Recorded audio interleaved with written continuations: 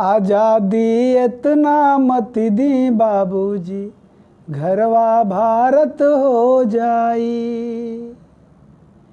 आज विचार करे के बा कि आज़ादी कितना चाही। बाबूजी के एगो लइका एगो लइकिनी दिल्ली से पढ़ के आयल बन सो। बाबूजी के नाक में दम हो गइल बा।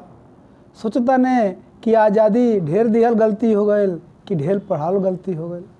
काल उनके समझौनी बतौनी कि आज़ादी इतना मत दी बाबूजी, घरवा भारत हो जाई।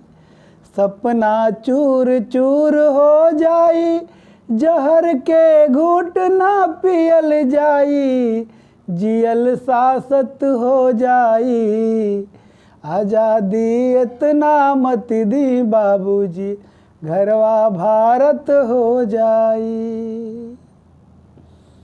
तोह से छीन के लिए आज़ादी, ट्रैक्टर घरवा में घुसा दी। धरना पोस्टर नारा बैनर, रुकबो तो ही मीडिया बुला दी।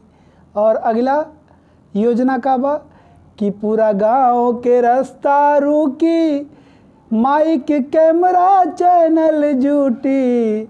आज न्यू दिल्ली जैसन,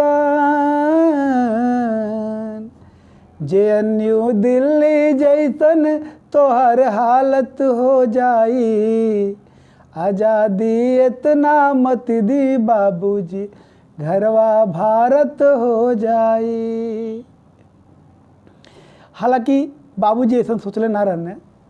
सोचने बाबू बहिनी डॉक्टर इंजीनियर बनी हैं सो।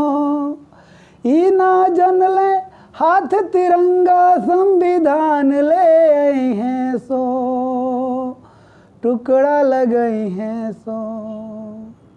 बाप के पाकल दाढ़ी देखी हैं, माई के जाति निहरी हैं सो। आ दुश्मन के भाषा बोल बोल के किस्मत ही चमकई हैं सो। घर जरई हैं सो। यही से कहतनी कि जन्मावल पोसल पालल सब लानत हो जाई। गौआ में मुहवा देखावल अरे आफत हो जाई। आज़ादी इतना मत दी बाबूजी, घरवा भारत हो जाई। आज़ादी इतना मत दा बाबूजी, घरवा भारत हो जाई।